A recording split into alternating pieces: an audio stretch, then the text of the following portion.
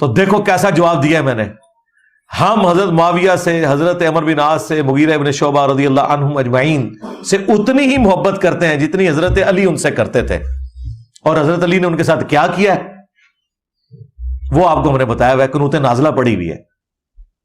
تو کریں پھر ہم اتنی محبت. ہم نے تو ہاتھ اولا رکھا ہوا ہے، ہم نہیں قنوت نازلہ پڑھ رہے.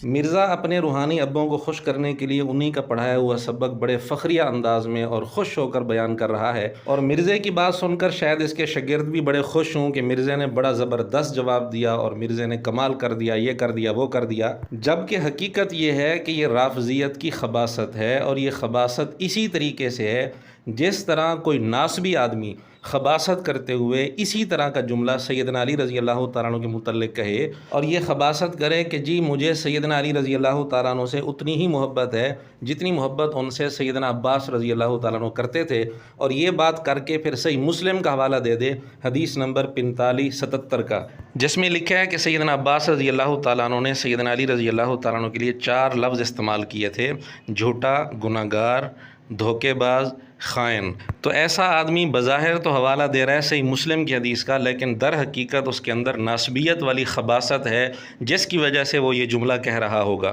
مرزے نے بھی یہی انداز اختیار کرتے ہوئے اپنی اندر کی رافضیت والی خباثت باہر نکالی ہے اور کچھ نہیں کیا. مرزے نے تو مصنف ابن ابی شیبہ پیش کی ہے کہ سیدنا علی رضی اللہ تعالیٰ عنہ قنوت نازلہ پڑھتے تھے حضرت معاویہ رضی اللہ تعالیٰ عنہ پر. حالانکہ اسی مصنف ابن ابی شیبہ کی بات جب نہ ماننی ہو تو مرزا کہتے ہیں یہ تو دور کی کتاب ہے. تو مصنف ابن ابی شیبہ بقول مرزے کے دور کی کتاب ہے، جبکہ ناسبی اپنی خباثت ظاہر کرنے کے لیے صحیح مسلم کی حدیث پیش کر سکتے ہیں 4577، جس کو مرزا بنیادی کتاب مانتا ہے اور ہر وقت اپنے سامنے ٹیبل پر اس نے اس کو رکھا ہوا ہوتا ہے. تو مرزے کے شاگرد انصاف سے فیصلہ کریں کہ اگر کوئی ناسبی آدمی سیدنا علی رضی اللہ تعالیٰ عنہ کے متعلق مسلم 4577 کا حوالہ دے کر اس طرح کی بات کرے تو کیا وہ اس کو برداشت کر لیں گے؟ اگر برداشت نہیں کریں گے اور ہم بھی نہیں کریں گے تو پھر مرزا سیدنا معاویہ رضی اللہ تعالیٰ عنہ کے متعلق جو یہ انداز اختیار کر رہا ہے اس کو کیسے برداشت کر رہے ہیں؟ اگر بالفرض قنوت نازلہ والی روایت کو صحیح بھی مان لیا جائے تو بھی جنگ بندی کے بعد کوئی ثبوت نہیں کہ سیدنا علی رضی اللہ تعالیٰ عنہ نے اس طرح کے الفاظ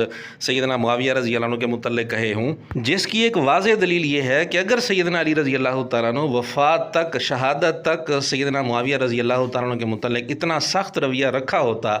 تو سیدنا حسن رضی اللہ تعالیٰ عنہ سیدنا معاویہ رضی اللہ تعالیٰ عنہ سے کیسے صلح کرتے اور ان کے ہاتھ پر کیسے بیعت کرتے اور پوری اسلامی حکومت ان کے حوالے کیسے کر دیتے؟ پھر سیدنا حسن رضی اللہ تعالیٰ عنہ جب تک زندہ رہے اپنی بیعت پر قائم رہے اور انہوں نے بیعت نہیں توڑی. بہرحال اگر چند چیزوں کو مرزا اچھال کر اپنی رافضیت کی خباثت ظاہر کرنا چاہتا ہے تو ناسبی بھی اسی انداز میں صحیح مسلم کا حوالہ دے کر سیدنا علی رضی اللہ تعالیٰ عنہ کے متعلق خباثت ظاہر کر سکتے ہیں. ہمارے ہاں دونوں کی بات ہی خباثت ہے.